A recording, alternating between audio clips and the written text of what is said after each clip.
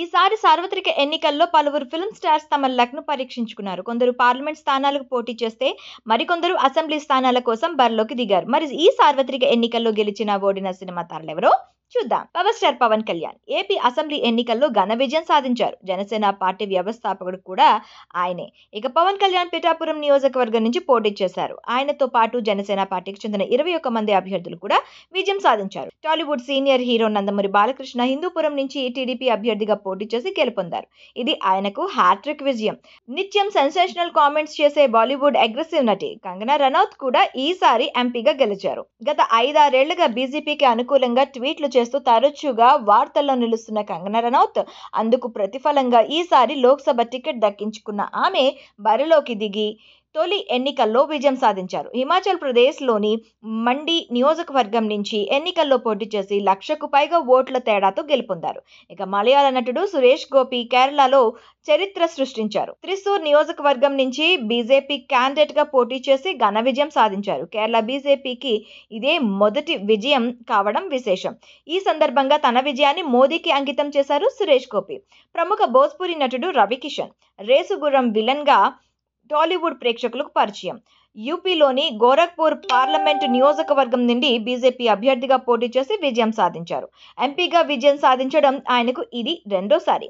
భోజ్పూరికి చెందిన మరో star hero Manoj Tiwari కూడా ఈశాన్య ఢిల్లీ నుంచి బీజేపీ తరపున పోటీ చేసి విజయాన్ని అందుకున్నారు. ఆయన తన ప్రత్యర్థి కాంగ్రెస్ అభ్యర్థి కన్హయ్య కుమార్ పై విజయం సాధించారు. ఇప్పటికే 2014-2019లో బీజేపీ ఎంపీగా గెలిచిన తివారీకి ఇది హ్యాట్రిక్ విజయం. ప్రముఖ సీరియల్ రామాయణంలో శ్రీరాముడి పాత్ర పోషించిన అరుణ్ గోవిల్ బీజేపీ ఎంపీగా గెలిచి లోక్సభలో అడుగు పెట్టబోతున్నారు.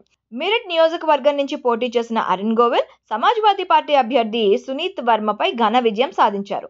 తెలుగుతో పాటు పలు భాషల సినిమాల్లో నటించిన రచన బెనర్జీ పార్లమెంట్లో ఎంట్రీ అవుతున్నారు. పశ్చిమ బెంగాల్లోని హుగ్లీ స్థానం నుంచి టీఎంసీ తరపున ఎన్నికల బరిలో నిలిచారు. బీజేపీకి చెందిన లాకెట్ చటర్జీపై సుమారు 60,000 ఓట్ల తేడాతో రచన విజయం సాధించారు. షార్ట్ గన్ గా పాపులర్ అయిన బాలీవుడ్ సీనియర్ నటుడు ఈసారి లోక్సభ ఎన్నికల్లో విన్నర్ గా నిలిచారు. గతంలో బీజేపీలో ఉన్న శత్రుఘ్న సిన్హా మోదీపై విమర్శలు చేసి పార్టీని వీడారు.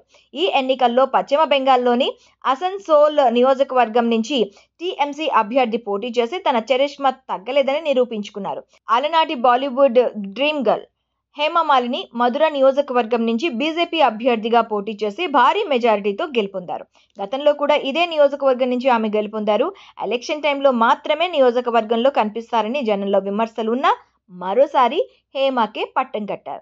ఈసారి ఎన్నికల్లో సినిమా వాళ్లు జనంలోకి వెళ్లి పొలిటికల్ లీడర్లుగా ఎదగగా పోటీ చేసిన మరికొందరు అదృష్టం కలిసి రాలేదు. కన్నడ స్టార్ హీరో వరాజ్ కుమార్ భార్య నిర్మాత గీతా శివరాజ్ కుమార్ షిమోగా నియోజకవర్గం నుంచి కాంగ్రెస్ అభ్యర్థిగా పోటీ చేశారు. అయితే ఈ ఎన్నికల్లో ఆమెకు చేదు అనుభవం ఎదురైంది. ఆమెపై బీజేపీ అభ్యర్థి బివై రాఘవేంద్ర భారీ మెజారిటీతో గెలుపొందారు.